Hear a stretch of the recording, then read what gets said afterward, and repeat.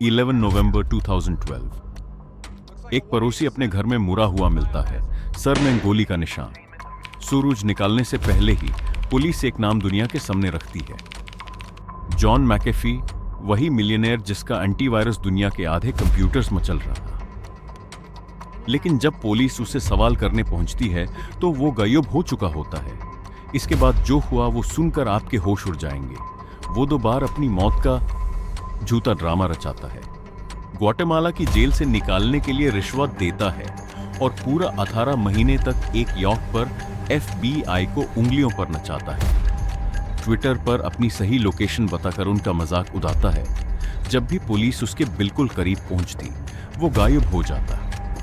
3 मुल्क उसके पीछे लग चुके हैं। इंटरपोल भी इसकी तलाश में शामिल हो जाती है। अमेरिका जैसा पावरफुल मुल्क अपना पूरा जोर लगा देता है उस एक शख्स को पकड़ने के लिए, लेकिन हर बार वो उन्हें धूल चाटा देता है। ये सिर्फ एक मुजरिम की कहानी नहीं है, यह एक मिसाल है कि कैसे एक अकेला इंसान दुनिया की सुपर पावर को बचा साबित कर सकता है, कैसे कोई इतने वक्त तक आजाद रह सकता है, और क्या होता है जब आखिरकार वो पकड़ा जाता है। 1947, सिलिकॉन वैली। जॉन मैकाफी ने सिर्फ 12 लाइंस का कोड लिखा और मिलियनेयर बन गया। उस वक्त कंप्यूटर्स पर दुनिया का पहला वायरस आ रहा था, ब्रेन वायरस। लोग खौफज़दा थे और मैकाफी ने उनके दार को देखा और उस दार में एक बिजनेस देखा। उन्होंने वायरस स्कैन सॉफ्टवेयर बनाया, अपनी कार का ट्रंक से बेचना शुरू किया। लेकिन इसके पीछे एक शातिर दिमाग था। वो लोगों को दारते, कंप्यूटर वायरसेस पूरी कंपनी तबाह कर देंगे। दार बढ़ता गया और सत ही उनकी सेल्स भी। 1990 तक फॉर्चून 100 कंपनीज उनका सॉफ्टवेयर यूज कर रही थीं। प्रॉफिट हर 6 महीने में डबल हो रहा था। मैकाफी सिलिकॉन वैली का बादशाह बन गया। लेकिन थोड़े ही साल बाद उन्होंने सब कुछ छोड़ दिया। क्यों? क्योंकि मैकाफी को रूल्स पसंद नहीं थे। Board meetings, share holders, regulations, अब ये सब उन्हें एक जेल की तरह लगता था। ये वो शख्स था जो डॉक्टरेट से निकाल दिया गया क्योंकि उसका प्रोफेसर की डॉटर के साथ अफेयर था, नौकरी से फायर हो गया क्योंकि वो ड्रग्स करके ऑफिस आता था, अपनी कंपनी में अजीबोगरीब रस्में करवाता, सिर्फ लोगों को शॉक देने के लिए।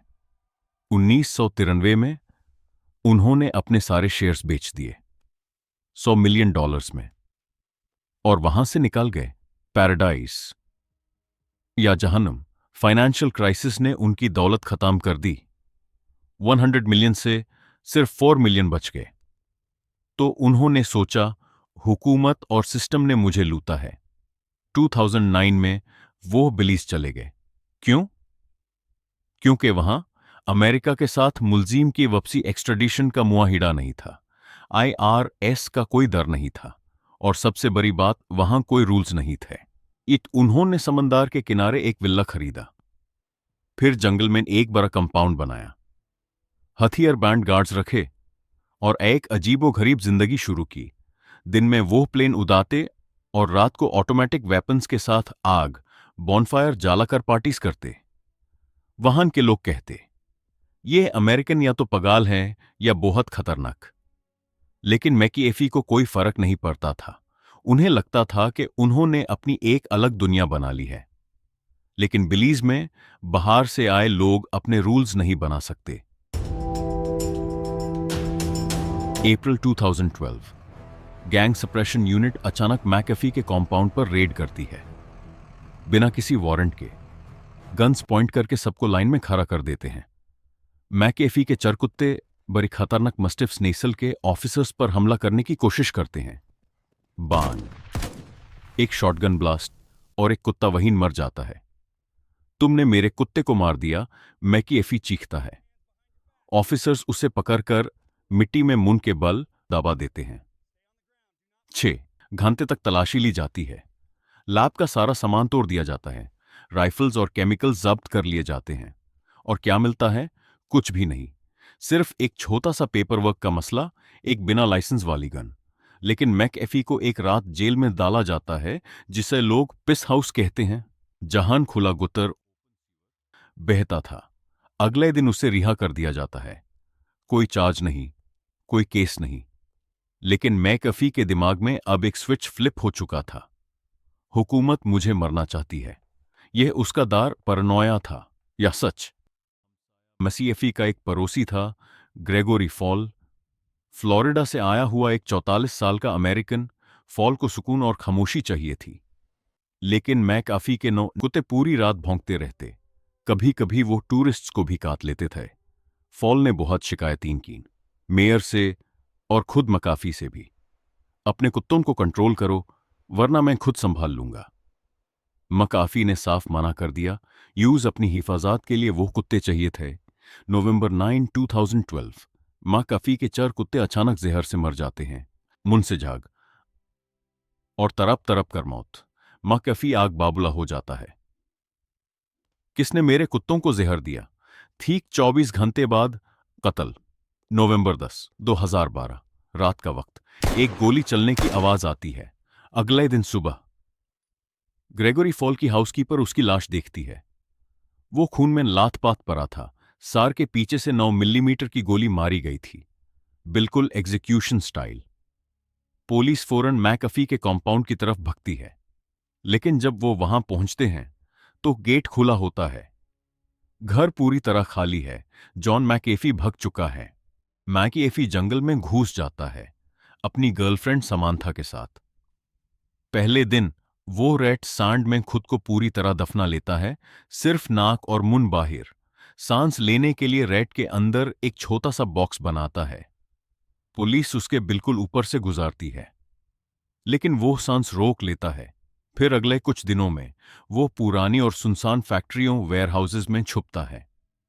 मछली पकड़ने वालों की झोंपड़ियों, फिशिंग शैक्स में पनाह लेता है, और कभी उन लोकल्स के घरों में जो उसके हमदर्द थे। पुलिस, हेलीकॉप्टर्स, कुत्ते और रोड ब्लॉक्स, सब कुछ लगा दिया जाता है, लेकिन मैकअफी एक साए गोस्ट की तरह है। कोई उसे पकड़ नहीं पाता।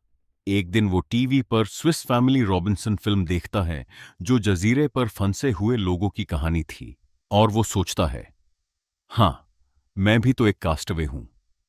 नवंबर 14, 2012 अंधेरे का फायदा उठाते हुए मैकअफी एक पुरानी बोट पर सवार हो जाता है। कैप्टन को $2000 कैश पकड़ाता है। मुझे ग्वाटेमाला ले चलो, बिना किसी पासपोर्ट स्टाम्प के। 3 AM वो ग्वाटेमाला की तरफ जा रहे हैं। बोट का इंजन बैंड कर देते हैं। पानी की लहरों के साथ बस बह रहे हैं। सुबह वो ग्वाटेमाला में हैं। मैकअफी पहली बार बताती घंटों में सुकून की सांस लेता है।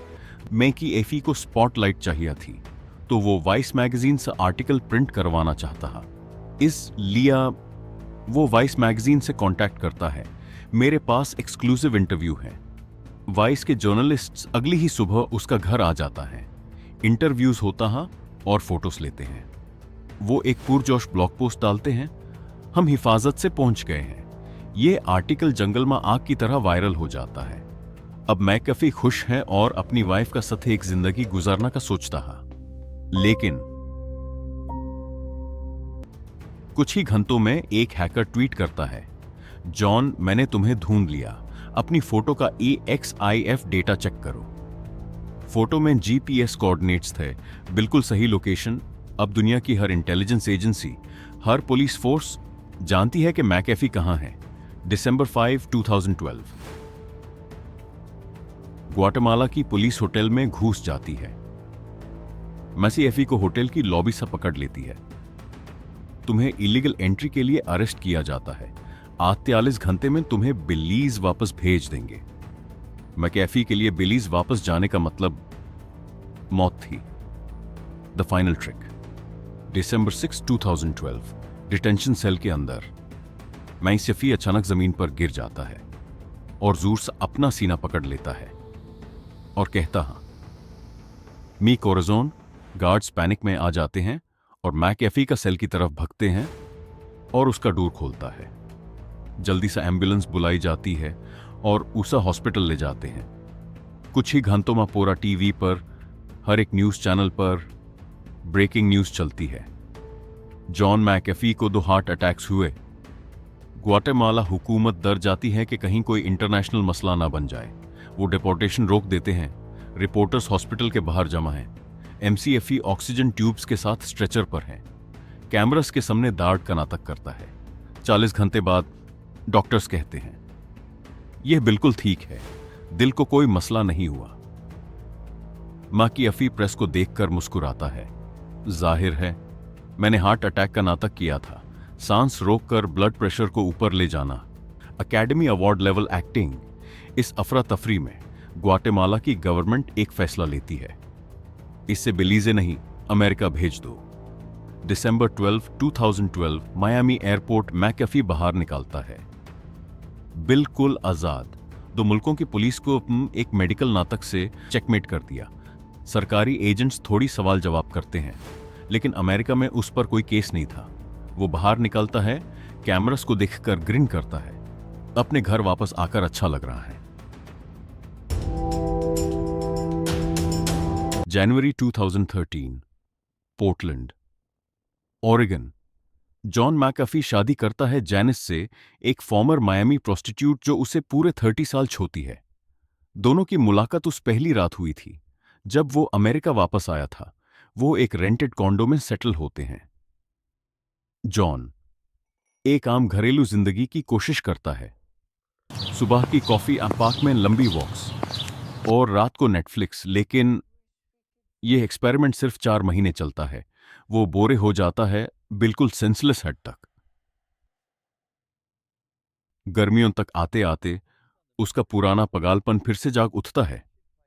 वो फिर से दुनिया को उकसाने लगता है और एक वायरल यूट्यूब वीडियो बनाता है, हाउ टू अनइंस्टॉल मैकअफी एंटीवायरस, जिसमें गन्स और लड़कियां दिखाई देती हैं। ये वीडियो पूरी दुनिया में वायरल हो जाता है।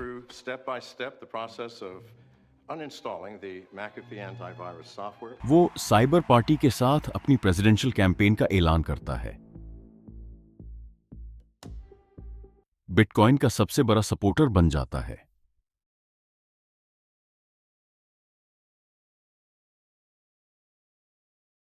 लेकिन एक बहुत बड़ी प्रॉब्लम है। मैकेफी ने 2010 से एक भी टैक्स रिटर्न फाइल नहीं किया, $1 भी आईआरएस को नहीं दिया। टैक्स देना चोरी है, वो खुलेआम कहता है। आईआरएस वाले असली मुजरिम हैं। जनवरी 2019 टेनेसी में एक फेडरल ग्रैंड जूरी चुपके से मैकेफी को गुनहगार करार दे देती है, टैक्स चोरी के 8 संजीदा इल्जामात। मैकेफी को इसकी खबर लग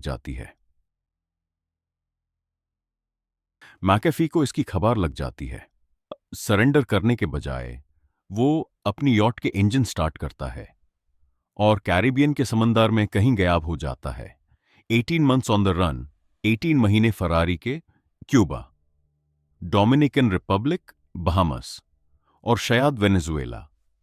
हर कुछ दिन में एक नया ठिकाना, हर कुछ दिन में ट्विटर पर एक नया तंज, आओ मुझे ढूंढो आईआरएस। वो सिर्फ कैश और क्रिप्टो करेंसी पर जी रहा है। एन्क्रिप्टेड फोन्स, वीपीएन और यहां तक कि अपने हमशकाल बॉडी डबल्स का इस्तेमाल करता है। वो अपने हमशकालों के साथ फोटोज पोस्ट करता है और कहता है मुझे देखना, मतलब मुझे देखना नहीं है, क्योंकि अब उसका पासपोर्ट ब्लैकलिस्ट हो चुका है। हर एयरपोर्ट एक जाल है, हर बॉर्डर क्रॉसिंग एक गैम्बल। जुलाई 2019 डोमिनिकन रिपब्लिक, यॉट में तेल भरवाने के लिए वो किनारे पर रुकती है। इंटरपोल उन्हें टिप दे देता है। पुलिस यॉट पर छापा मार देती है। 4 शॉटगन, 3 हैंडगन और ढेर सारा अम्यूनिशन। वो पकड़ा गया एक बार फिर, लेकिन 4 दिन बाद, शायद कुछ बातचीत के बाद या शायद कुछ कैश देने के बाद, डोमिनिकन रिपब्लिक उसे रिहा कर देता है। मैकेफी रूम का ग्लास उठाता है और जाते हुए कहता है, अरेस्ट होने के बावजूद मैं आजाद घूमता हूं। आखिरी ठिकाना अक्टूबर 2020, बार्सिलोना, स्पेन। शायद वो थक चुका था, शायद कोविड की पाबंदियों ने उसे रोक दिया था। मैकेफी रुक जाता है। 5 अक्टूबर 2020 बार्सिलोना एयरपोर्ट, इस्तांबुल जान के लिए। जैसे ही पासपोर्ट स्कैन होता है, नाम पर रेड फ्लैग चमक उठता है। मिनटों में स्पेनिश पुलिस उसे घेर लेती है। सालों की चालाकी, अब खेल खत्म। जून 23, 2021 ब्रायंस प्रिजन, बार्सिलोना। उम्र 75 साल। जॉन मैकेफी 8 महीने से जेल के एक अंधेरे सेल में है। वो इंतजार कर रहा है कि कब उसे अमेरिका के हवाले एक्स्ट्राडिशन किया जाएगा। अपने लॉयर के जरिए वो एक आखिरी ट्वीट करता है, अगर मैं खुदकुशी करूं तो याद रखना यह मेरी अपनी चॉइस नहीं होगी। अपने बाजू पर एक टैटू करवाता है जिस पर लिखा था डॉलर वैगडी। वो दुनिया को बताना चाहता है, मुझे अपने कताल के प्लॉट की वार्निंग मिली है। जून 23, 2021 दोपहर के 1 बजे स्पेनिश नेशनल कोर्ट मैकअफी के एक्स्ट्राडिशन ऑर्डर पर साइन कर देती है। सिर्फ कुछ ही दिनों में उसे यूएस कस्टडी में दे दिया जाएगा। मैकअफी अपनी वाइफ जैनिस को फोन करता है, आई लव यू, शाम को फिर बात करते हैं। लेकिन ये शाम को कोई कॉल नहीं आता। 7 PM गार्ड्स रूटीन चेक के लिए आते हैं। जॉन मैकेफी अपने सेल में लटका हुआ मिलता है, एक बेडशीट के सहारे। 7:30 PM डॉक्टर्स उसे मुर्दा करार दे देते हैं। ऑफिशियल वाजा सुइसाइड बाय हैंगिंग। लेकिन कहानी यहां खत्म नहीं होती। जैनिस कहती है, वो सुइसाइड करने वाला बंदा नहीं था। हमारी आखिरी बातचीत के वक्त वो काफी पुरसुकून था। इंटरनेट पर कॉन्स्पिरेसी थीरीज का एक तूफान आ जाता है। क्या उसके पास दुनिया के ताकतवर लोगों के खिलाफ कोई ऐसी फाइल्स थीं? क्या उसे हमेशा के लिए खामोश कर दिया गया? या फिर क्या उसने एक आखिरी ट्रिक खेली, अपनी मौत का ड्रामा रचाकर हमेशा के लिए एक लेजेंड बन गया? स्पेनिश अथॉरिटीज का कहना है सुइसाइड। ऑटोप्सी भी यही कंफर्म करती है। टॉक्सिकोलॉजी रिपोर्ट बिल्कुल साफ है, लेकिन दुनिया को आज भी शक है। जॉन मैकअफी का जिस्म महीनों तक स्पेन के एक मुर्दा खाने में पड़ा रहा। उसके पीछे चोरी गई जायदाद पर लीगल बैटल चलती रही। मौत के बाद भी कोई सुकून नहीं मिला। यह एक ऐसा शख्स था जिसने खौफ का इस्तेमाल कर के एक पूरा एम्पायर खड़ा किया था, जिसने लोगों की पैरानोया को पैसे में बदला, जिसने एक डेकेड तक कानून से जंग लड़ी और अक्सर जीता भी। वो डिजिटल जमाने का एक ऐसा बाघ ही था जो बॉर्डर्स फंडता रहता, जो हुकूमतों को उंगलियों पर नचाता। उसने अपनी पूरी जिंदगी को एक परफॉर्मेंस आर्ट बना दिया था। एक बार ओन मैकअफी ने कहा था, बेहतर है एक दिन शेर की तरह जीना 1000 साल भट की तरह जीने से। और जॉन मैकअफी यकीनन एक शेर की तरह ही जिया, चाहे वो पगल था, जीनियस था या शायद दोनों। लेकिन वो जो भी था, कभी बोरिंग नहीं था।